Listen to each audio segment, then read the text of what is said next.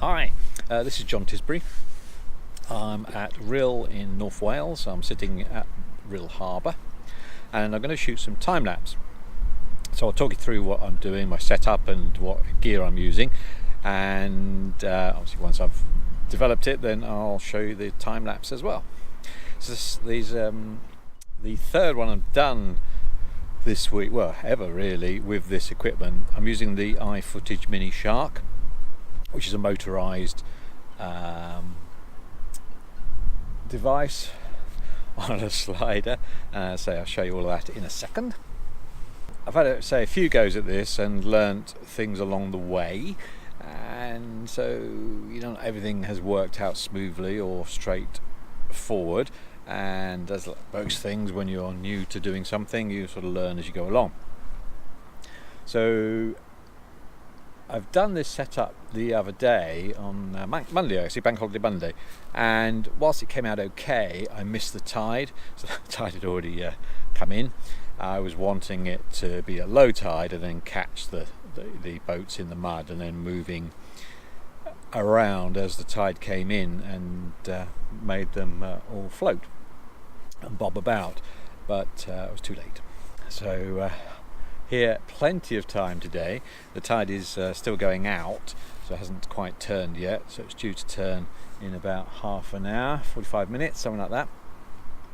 And I'm all set up, I'm ready to go, so hooray! So in terms of the gear, as I say, I'm using the iFootage, the Shark Mini, Shark Mini, which is quite fitting really, being at the coast. And with that, I bought it as a kit, and let's take you over there and show you. So what we have here is the motorized slider at the bottom here.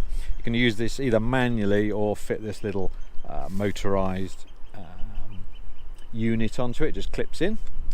Above it is the 2-axis X2 Mini, which is an awesome little bit of kit, and then on top I've got a Nikon D810, which has got a 50mm lens on it. On front of on the lens I've got a 10-stop neutral density filter, and the benefit of the ND filter is it allows me to slow the shutter speed down, so I can do sort of half a second or a second on bright days nice and easily, so I get a nice bit of motion in the stills rather than being all very static and very sharp and crisp, and when they run into video they don't look so nice. Looks very say staccato and not very smooth and film-like. So the setup that I've got it resting at one end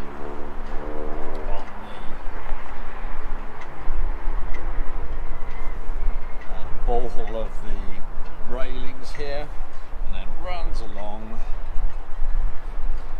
and supported by a Manfrotto tripod at the end here with a video head on it. So I've got a 4-track setup here. The nice thing with this iFootage Shark Mini is you can buy as many tracks as you like. It comes with 2 in the kit, and I bought 2 extra ones. But you can add as many as you like, really. There are no limits, so you can have up to 16, 20, as many as you like. And it's all programmed via the smartphone. The smartphone has a little app which allows you to plug in the parameters, and you can plug in the speed of the slider from left to right, how far it goes along the slider, also the pan and the tilt, and you plug all that in, program it in, you get real live preview of that. You can then save that path if you like, use it again, and job done really. You just set it going. It's very straightforward, very simple. I'm also running external power as well on these devices, so I've got the mini USBs running here down to an Anchor power pack down here, and I can also run my phone off that as well, so it allows me to ensure I don't run out of battery, which can be one of the the downsides with a time lapse, because I'm running about 2.5 to 3 hours here. It's very easy to run out of battery power on those devices. So running the cables from the power pack stops that from happening, which is nice. So right, enough of me rambling. I will go and see how the tide's going, see if we're coming in or going out. The tide has come in and I started recording, and then it started raining, and it's been raining ever since really. It's spitting, and the trouble is that even with an umbrella I can't keep the rain off the lens, so it's I've sort of abandoned the setup, which is really annoying because I've waited for about 2 hours for the tide to come in, and obviously when it started to come in, it then started to rain, and I've got about 80 frames, and it's then just trying to keep the lens clean in between each shot. It's just proving almost impossible, and even with a lens hood on and an umbrella over the top, I just couldn't keep the rain off the lens. So I've called it a day and come back another day to capture this. So it won't elude me, it's just be not today. So yeah, shame really, because the tide is now coming in quite swiftly and the boats are now starting to float. So here I am, third attempt at trying to do my time lapse at the harbour area. I was all set up yesterday and it was all going very well until it started raining, and it was raining so much that there was just the lens on the camera was just getting doused with water in between frames. I was trying to clean it with a rag, but I was sort of fighting a losing battle and holding an umbrella up at the same time to try and stop the gear getting wet. So in the end I gave up and called it a day. So back again here today, and actually today is a nicer day. Just turn you around so you can have a look, see what we're looking at.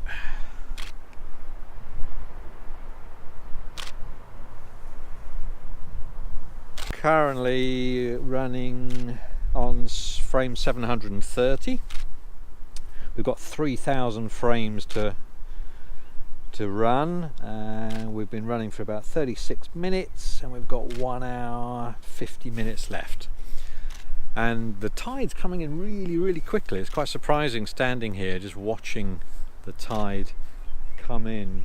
So it's sort of relentless, but it is quite surprising how quickly it starts to cover all of the sand area, and the boats that were once high and dry are now underwater, and the others that are still in the middle section, let me show you, over there on the sandbank, are now just starting to get water on them, whereas before they were miles away from any water. So yeah, there you go. So we're hoping that this is the third and final attempt at the harbour time lapse.